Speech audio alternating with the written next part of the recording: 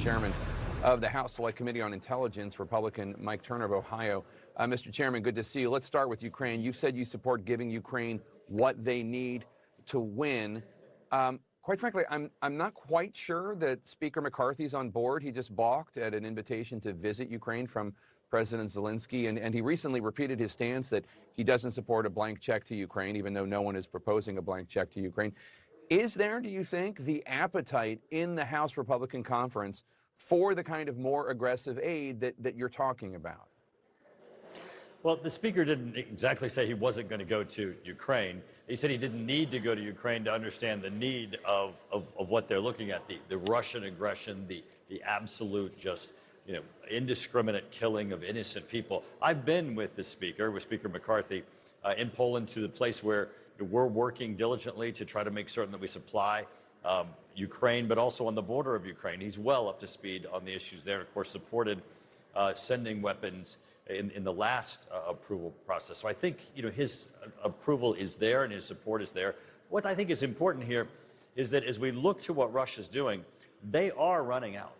Even though they're doing this desperation of lobbying everything that they can on unbelievably tragic days like today, absent China stepping in, which, as you know, Director Burns, the director of CIA, has openly stated China was considering and trying to dissuade. Absent a country like China coming in that has an inexhaustible ability to provide them with weapon systems, Russia does have a diminishing ability to attack Ukraine.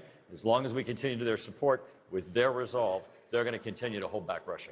Yeah, as you noted, the CIA director said today that no one is watching Ukraine more intently than China. Have you seen intelligence suggesting that China aiding Russia with weaponry has gone anything past the consideration stage? Are they actually going to do it?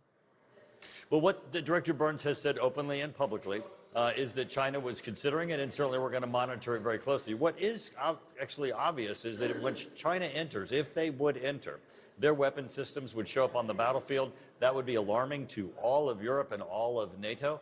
So they would have a reaction greater than just the United States. And I don't think China's prepared for that, and hopefully they'll be dissuaded.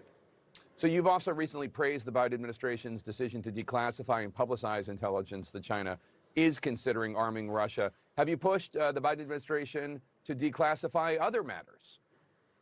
Well, certainly. And this Congress is going to take a vote this Friday, joining the Senate in the call for the declassification of materials with respect to the origins of COVID. I think that, when you look, especially in space, we've been very effective of declassifying information, allowing our allies to know, identifying the bad behavior that's happening from Russia and China and weaponizing space. Certainly in Ukraine, declassifying what their strategies were, their plans are. They have an impact on our adversaries. That's a tool that needs to be used more, and it certainly, from this administration, has been used effectively. I want to ask about your fellow member of the Select Committee on Intelligence, Congressman Darin LaHood. Today, in the hearing you chaired on worldwide threats, Congressman LaHood accused the FBI of unlawfully monitoring him. Did the FBI do that? Was it improper? And why were they doing it? So what Darin LaHood was referring to is a report by the intelligence community of a FISA inquiry that occurred, a query that occurred on a member of Congress and that was identified as improper. Darin LaHood was coming forward and saying, I have reviewed this material, and in his opinion, that it referred to him. I concur in his opinion that it's likely him. But the point that was important here is he was saying, look, there are abuses. There are valid and really wrong things that the intelligence community has done, more particularly the FBI has done, with FISA. We need to address those abuses as we go forward in reauthorizing this program, but we have to address those abuses head on before we go to reauthorization, or we're going to lose the faith of the American public, and I think they'd lose in Congress. Well, and I mean, we've seen these abuses. I mean, there was an abuse like that as it related to Carter Page, I believe, the monitoring of Carter Page and a lack of disclosure of all the information. Why renew it if the FBI can't be trusted to do it without violating their own rules? I do believe that there are opportunities to reform the whole FISA process. Darin LaHood, who, as you just indicated, came forward and said he believes that he has been, not lawfully queried under the FISA system, is the head of that. He's committed to working to solutions, and I think we'll find them.